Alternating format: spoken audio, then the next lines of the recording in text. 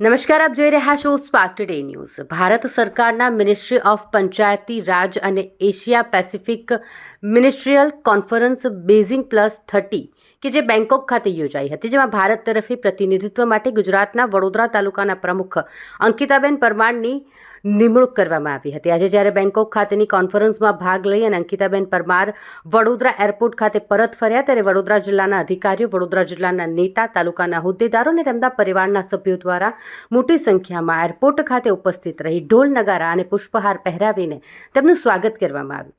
આ સમયે અંકિતાબેને જણાવ્યું કે ભારત દેશના પ્રધાનમંત્રી નરેન્દ્રભાઈ મોદીના મહિલા અને બાળ વિકાસના વિઝન સાથે તેઓ આ કોન્ફરન્સમાં ભાગ લીધો હતો અને ભારત દેશમાં મોદી સાહેબની પ્રેરણાથી મહિલા અને બાળ વિકાસ માટે થતા કામો અને ત્યાં રિપ્રેઝન્ટ કર્યા હતા. તેઓએ કહ્યું કે મને ભારત દેશમાંથી પ્રતિનિધિત્વ કરવા મળ્યું તે બાબતે હું પ્રધાનમંત્રી સહિત સૌનો આભાર માનું છું. જ્યારે અંકિતાબેનના પિતાશ્રીએ આ ક્ષણને ગૌરવપૂર્ણ ક્ષણ કહી અને જણાવ્યું કે મારી દીકરી આજે જ્યારે વિદેશમાં જઈને દેશનું પ્રતિનિધિત્વ કરી રહી છે, ત્યારે હું પણ સૌનો આભાર માનું છું અને મારા પરિવાર, મારા સમાજ માટે આ એક ગૌરવની વાત છે.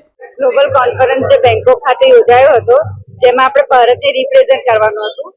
એમાં પૂરા ઇન્ડિયામાં જે પ્રથમ મહિલા નેતા તરીકે જે મારી નિમણૂક કરવામાં આવી હતી, તે પ્રથમ જે પ્રમાણે મારી નિમણૂક કરવામાં આવી તે બદલ હું સૌનો ખૂબ ખૂબ આભાર વ્યક્ત કરું છું.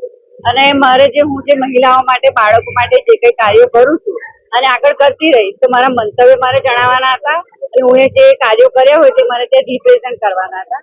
તો મહિલાઓ સશક્ત અને સમૃદ્ધ બને એના માટે હું ત્યાં રિપ્રેઝન્ટ આપ્યું અને આગળ પણ હવે મારી યાત્રા ચાલુ જ રહેશે અને સ્વસ્થ ભારત, સ્વસ્થ વિકસિત ભારત અને સમૃદ્ધ મહિલાઓ પણ આગળ બનતી જશે એવા મારા પ્રયાસો હંમેશા રહે.